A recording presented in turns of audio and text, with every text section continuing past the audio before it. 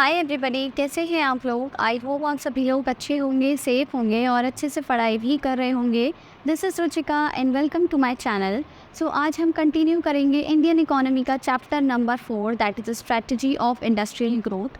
और इसके हम काफ़ी सारे टॉपिक्स कवर कर चुके हैं। ये वीडियो इस चैप्टर का लास्ट वीडियो है। छोटा सा टॉपिक बचा है हमारा सिर्फ, और उसका छोटा सा ही वीडियो होगा, तो ये वीडियो काफ़ी शॉर्ट होने वाला है। इससे पहले ऑलरेडी हम बहुत सारी चीज़ें कवर कर चुके हैं। देखो, ये सब ऑलमोस्ट हम पढ़ चुके हैं, ऑलमोस्ट क्या पढ़ ही चुके हैं। हमने इंडस्ट्री के बारे में पढ़ लिया, रोल ऑफ इंडस्ट्री क्या होता है, सिग्निफिकेंस क्या है, direct participation of public sector या फिर government in the industrial growth, industrial आपका डेवलपमेंट, ये सब पढ़ लिया हमने। फिर हमने पढ़ा आईपीआर के बारे में, यानी कि इंडस्ट्रियल पॉलिसी रेजोल्यूशन, ये हमने पढ़ा था। उसके फीचर्स क्या क्या होते हैं। फिर हमने पढ़ा स्मॉल स्केल इंडस्ट्रीज़ क्या होती हैं, कैसे वो एमर्ज हुई, क्यों एमर्ज हुई, उनके क्या क्या फ़ीचर्स हैं, ये सारी चीज़ें हमने पढ़ लिया। यानी कि यहाँ तक की कहानी हमारी डन है। ओके, अब आज का हमारा टॉपिक ये बचता है छोटू सा, फीचर्स ऑफ इंडस्ट्रियल ग्रोथ। यानी कि जो भी हमने चीज़ें पढ़ी, यानी कि सरकार ने, प्राइवेट सेक्टर ने, सब ने मिल करके जो भी कुछ किया इंडस्ट्रियल सेक्टर को ग्रो करने के लिए, इंडस्ट्रियल डेवलपमेंट के लिए, तो उसके क्या क्या फ़ीचर्स रहे, कैसा वो ग्रोथ रही, क्या क्या उसके अच्छे इफ़ेक्ट्स थे, क्या क्या उसके बैड इफ़ेक्ट्स थे, ये सारी चीज़ें हम आज पढ़ने वाले हैं। राइट। सो इसी बात पे स्टार्ट करते हैं हमारा आज का topic, that is features of industrial growth. तो जब मैं बात करती हूँ, देखो, फीचर्स ऑफ इंडस्ट्रियल ग्रोथ ही, उसमें सबसे पहले अगर हम बात करें कि पब्लिक सेक्टर ने क्या क्या किया। पब्लिक सेक्टर का मेन रोल था, ये हमने पढ़ा था कि भाई जो आपका प्राइवेट सेक्टर होगा ना, वो सेकेंडरी रोल प्ले करेगा। प्राइमरी रोल किसका होगा? पब्लिक सेक्टर का। पब्लिक सेक्टर का डायरेक्ट कंट्रीब्यूशन होगा, वो जो चाहे वो कर सकते हैं। वो चाहे तो प्राइवेट सेक्टर को बैन भी कर सकते हैं कि नहीं, वो इंडस्ट्रियल सेक्टर में इंक्लूड नहीं होगा या फिर एंटर नहीं करेगा, वो सब कुछ कर सकती थी पब्लिक। यानी कि पब्लिक बोली तो गवर्नमेंट। तो गवर्नमेंट का बहुत बड़ा रोल था, काफ़ी सेंट्रल रोल था। ठीक है, सेंट्रल रोल जैसे हम कह सकते हैं, प्राइमरी रोल कह सकते हैं इंडस्ट्रियल प्रोसेस में, इंडस्ट्रियल ग्रोथ में। पहली पॉइंट तो ये हो गई। ठीक है, फीचर्स बता रही हूँ मैं। फीचर्स मतलब इंडस्ट्रियल ग्रोथ जो हुई हमारी, उसके क्या क्या फीचर्स थे। ठीक है, फिर आता है प्राइवेट एंटरप्राइजेज। ये तो पब्लिक की बात हो गई थी। Private enterprises they were asked to play secondary role. Just अभी जो मैंने बताया था, उनका रोल सेकेंडरी था। उनको कैसे चलना था, वो जो पब्लिक सेक्टर जो बोलेगा वो उसको करना था। कुल मिला के अगर पब्लिक सेक्टर ने बैन कर दिया तो नहीं, तुम नहीं करोगे पार्टिसिपेट। प्राइवेट सेक्टर को बोल दिया अगर ये तरह के गुड्स तुम्हें नहीं बनाने हैं, पब्लिक सेक्टर ने बोल दिया, तो प्राइवेट सेक्टर नहीं बनाएगा। तो कुल मिला के प्राइवेट सेक्टर जो था वो किसके कहने पे चलेगा? पब्लिक सेक्टर के कहने पे चलेगा। और इसीलिए उसका क्या था? सेकेंडरी रोल था। उसका रोल काफ़ी ज़्यादा लिमिटेड कर दिया था एक पॉलिसी के थ्रू। कौन सी policy? Licensing policy. Licensing policy के अलावा हम और भी वर्ड यूज़ कर सकते हैं। आपका क्या था? लाइसेंस, यहाँ पे लिख देती हूँ, लाइसेंस राज पॉलिसी। ठीक है, लाइसेंस राज पॉलिसी मतलब जो प्राइवेट सेक्टर था उसको अगर कुछ भी सामान बनाना है, कोई भी गुड्स का डेवलप मतलब कह लो आप मैन्युफैक्चर करने हैं, कोई भी गुड्स बनाने हैं, प्रोडक्शन करना है, तो उसको लाइसेंस लेना पड़ेगा। मतलब बिना लाइसेंस के वो कुछ नहीं कर सकता। पब्लिक सेक्टर ने ये भी कह दिया था कि लाइसेंस तभी मिलेगा तुमको जब तुम इंडस्ट्रीज हमारे बैकवर्ड एरियाज़ में डेवलप करोगे। इससे क्या था, एक तीर से दो निशाने हो रहे थे। एक तो उनकी मनमानी चल रही थी पब्लिक सेक्टर की, मतलब वो अपने हिसाब से काम करवा रहा था प्राइवेट सेक्टर से। दूसरी चीज़, उसके जो बैकवर्ड एरियाज़ है ना, वो भी डेवलप हो पा रहे थे हमारी कंट्री के। तो उन्होंने बोल दिया कि जब हम लाइसेंस देंगे तभी तुम कुछ सामान प्रोड्यूस कर सकते हो। और कुछ गुड्स ऐसे थे जिनके ही तुम्हें लाइसेंस मिलेगा ही नहीं, वो सिर्फ पब्लिक सेक्टर ही बनाएगा। और हम चाहें तो जो बचे कुछ गुड्स हैं उनका भी लाइसेंस तुमसे ले सकते हैं। तो कुल मिला के लाइसेंस पॉलिसी के थ्रू प्राइवेट सेक्टर का जो रोल था ना, वो बहुत लिमिटेड कर दिया गया बाय पब्लिक सेक्टर। तो पब्लिक सेक्टर का प्राइमरी रोल और आपका जो प्राइवेट सेक्टर था उसका सेकेंडरी रोल था। ये तो समझ आ गया। नेक्स्ट पॉइंट आता है इंडस्ट्रियल प्रोसेस जो था, it focused on import substitution. Import substitution मतलब कि आप जो भी चीज़ें सामान इंपोर्ट कर रहे हो ना, उसमें कटौती कर दी। मतलब अगर आप 100 करोड़ का सामान मंगा रहे हो और 50 तरह के उसमें गुड्स मंगा रहे हो, तो आप 20 तरह के ही गुड्स मंगाओ। मतलब कुछ गुड्स आप नहीं इंपोर्ट करोगे। क्यों? ऐसा क्यों था? क्योंकि जो सरकार थी ना, वो चाहती थी कि ये गुड्स हमारी कंट्री में बने। और हमारी कंट्री में देखो, हमारी कंट्री में अगर कुछ बनेगा तो हमारी कंट्री के लोगों को ही रोज़गार मिलेगा, वो एम्प्लॉयड होंगे, उनकी इनकम बढ़ेगी। राइट। तो वो चाहती थी कि हमारी कंट्री में डेवलपमेंट हो, इसीलिए उसने क्या किया, इम्पोर्ट सब्सटीट्यूशन कर दिया। Under this more emphasis was given on those goods which are imported from rest of the world. जो बाहर से इम्पोर्ट किए जाते थे रेस्ट ऑफ द वर्ल्ड से, उन पर ज़्यादा ध्यान दिया गया, उन पर ज़्यादा एम्फेसिस किया गया और कोशिश की गई कि हमारी कंट्री में ही वो बनाए जाए, जैसे हमारी कंट्री में इंडस्ट्रियल सेक्टर ग्रो करे, हमारी कंट्री ग्रो करे, उसकी इनकम बढ़े, एम्प्लॉयमेंट बढ़े, लोगों मतलब लोग रोज़गार मिले लोगों को, ठीक है, ये सब था। नेक्स्ट आपका जो डोमेस्टिक इंडस्ट्रीज़ थी, हमारी कंट्री की industries, they were protected from foreign trade. उनको फॉरेन ट्रेड से प्रोटेक्ट किया गया by imposing heavy duty on import and fixing import quotas. ठीक है, देखो दो चीज़ें हैं, एक तो क्या किया आपने, हैवी ड्यूटी लगा दी, हैवी ड्यूटी ऑन इम्पोर्ट, ठीक है, एक तो इम्पोर्ट पे ना हैवी ड्यूटी लगा दी। नेक्स्ट आपने क्या किया, इम्पोर्ट कोटा फिक्स कर दिया, इम्पोर्ट कोटा फिक्सेशन, ठीक है। ये दो काम किए जिसके थ्रू हमारी जो कंट्री की इंडस्ट्रीज़ है ना, उनका प्रोटेक्शन किया गया। कैसे, अब देखो, अगर हम क्या करेंगे, हैवी ड्यूटी लगा देंगे इम्पोर्ट पे, मतलब अगर कोई सामान 100 रुपये का आ रहा है, 100 रुपये का आ रहा है, तो कुल मिलाकर के उनको और टैक्स देना पड़ेगा। समझ पा रहे हो, अगर हम कोई चीज़ इंपोर्ट कर रहे हैं तो क्या होगा, अगर कोई बाहर की कंट्री हमारे कंट्री में सामान बेच रही है तो उसको क्या करना पड़ेगा, सरकार को कह लो ज़्यादा रेवेन्यू देना पड़ेगा, मतलब कुल मिला के घाटा सामने वाली कंट्री को होएगा। जब हम इम्पोर्ट ड्यूटी लगा देंगे तो वो क्या करेगी, हमारी कंट्री में अपना सामान कम बेचेगी, अपना माल कम बेचेगी, और इससे क्या होगा, वो लोग जब कम माल बेचेंगे तो हमारी कंट्री का जो सेम प्रोडक्ट है, जैसे मान लो साबुन की बात करें, साबुन हमारी कंट्री का भी है, हमारे जो कंट्री की कोई इंडस्ट्री है, और बाहर की जो इंडस्ट्री है उसका भी है। अब बाहर की इंडस्ट्री पे थोड़ा बैन लग गया कि तुम कम बेचो या फिर इतना मत बेचो, या जो भी है एक्स्ट्रा टैक्स लगाओ, तो वो कम बेचेंगे, तो हमारी इंडस्ट्री जो है, हमारी कंट्री की इंडस्ट्री, उसका जो साबुन है वो ज़्यादा बिकेगा ना, तो इससे क्या होगा, डोमेस्टिक इंडस्ट्रीज़ का प्रमोशन होगा, वो ज़्यादा ग्रो करेंगी। दूसरी चीज़ हमने क्या किया, इम्पोर्ट कोटा फिक्स कर दिया, यानी कि इतना ही हम इंपोर्ट करेंगे, इससे ज़्यादा इंपोर्ट नहीं करेंगे। तो ये दो चीज़ें की गई, इंपोर्ट ड्यूटी लगा दी गई और इंपोर्ट कोटा फिक्स कर दिया। क्या कि इंपोर्ट ड्यूटी और इंपोर्ट कोटा, जिसकी वजह से, जिसकी हेल्प से हमारी जो डोमेस्टिक इंडस्ट्रीज़ थी वो उनको प्रोटेक्ट किया गया फॉरेन ट्रेड से, मतलब फॉरेन जो सामान है वो कम खरीदे लोग, डोमेस्टिक कंपनीज जो हैं उनका सामान ज़्यादा खरीदे, जिससे कि उनकी सेल्स बढ़े, उनकी इनकम ज़्यादा और हमारी कंट्री ग्रो करे ultimately, right. So that growth of domestic industries can be faster, right.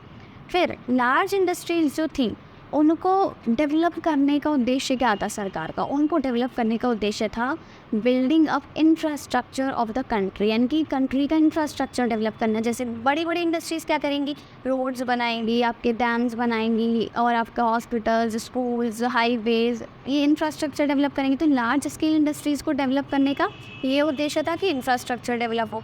और जो स्मॉल स्केल इंडस्ट्रीज़ थी उनको डेवलप करने का उद्देश्य क्या था कि जो हमारा सोसाइटी है, जो हमारी कंट्री है, उसमें इक्वालिटी बढ़े, इक्विटी बढ़े, लोगों को एम्प्लॉयमेंट मिले, ठीक है, और एम्प्लॉयमेंट अपॉर्चुनिटीज़ क्रिएट हो, और बैकवर्ड एरियाज़ के जो लोग हैं जो कि बहुत सारी चीज़ें एक्सेस नहीं कर पाते, उन तक सारी फैसिलिटीज़ पहुंच पाएँ, उनको भी रोज़गार मिले, पावर्टी कम हो, लोग थोड़े जागरूक हो। ये सारी चीज़ें करने के लिए स्मॉल स्केल इंडस्ट्रीज़ को डेवलप किया गया।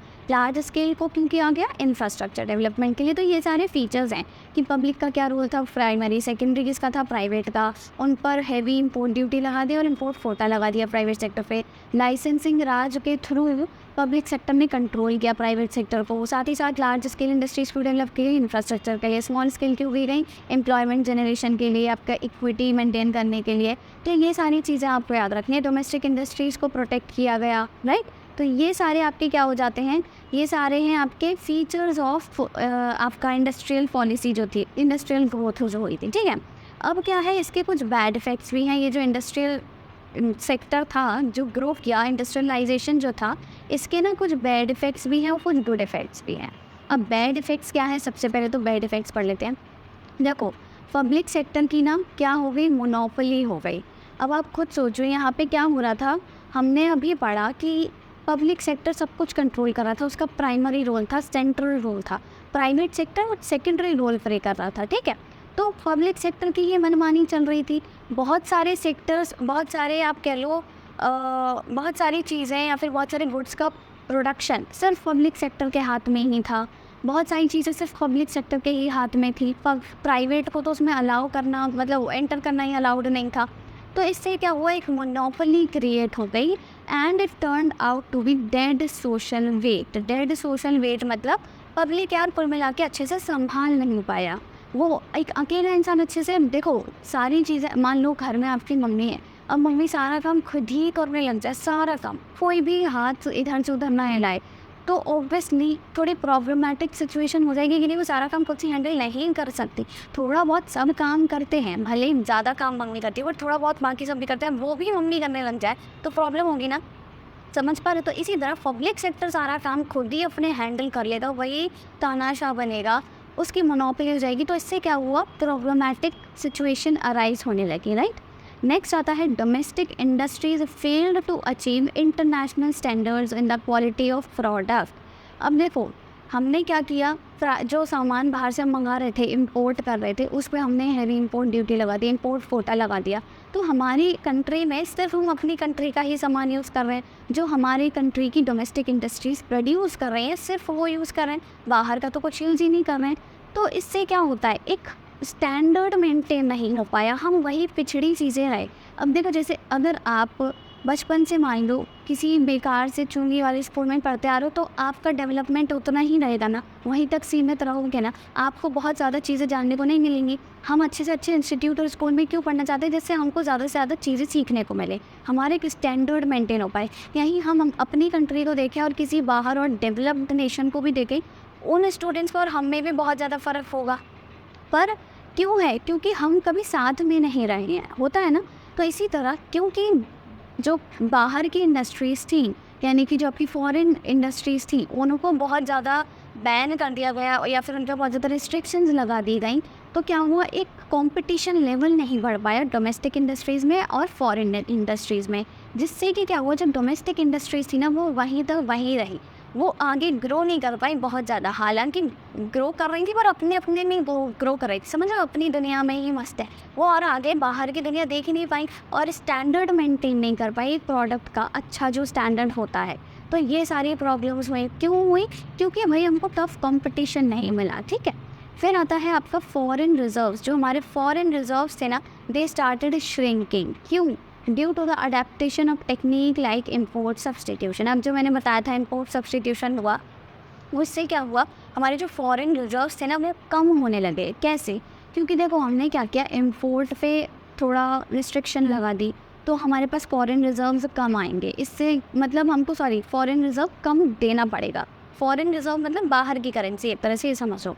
तो बाहर की करेंसी हमारे पास ही रहेगी, क्योंकि हमने इंपोर्ट कम कर दिया, हमको देना नहीं पड़ेगा कुछ, तो हमारे पास ही रहेगी फॉरेन करेंसी, ठीक है। पर इससे क्या हुआ, फॉरेन करेंसी ग्रो तो नहीं की ना, रखे रखे पैसा आपके घर में ग्रो तो नहीं करता है ना, राइट। पर इमरजेंसी के टाइम पे फिर हमको ज़्यादा फॉरेन करेंसी देनी पड़ी, तो इससे क्या हुआ, श्रिंक होने लगे, हमारे फॉरेन रिजर्व्स कम होने लगे। हाँ, और फॉरेन रिजर्व्स जब कम होते हैं तो जो अल्टीमेट इम्पैक्ट पड़ता है वो पूरी इकोनॉमी पे पड़ता है, लाइक इन्फ्लेशन आता है और आपका एम्प्लॉयमेंट कम होता है, तो ये सारी प्रॉब्लम्स भी आने लगी। तो फॉरेन रिजर्व्स श्रिंक होने लगी। 3 पॉइंट्स याद रखने हैं। 3 पॉइंट्स क्या हुए बैड इफ़ेक्ट्स इंडस्ट्रियलाइजेशन के।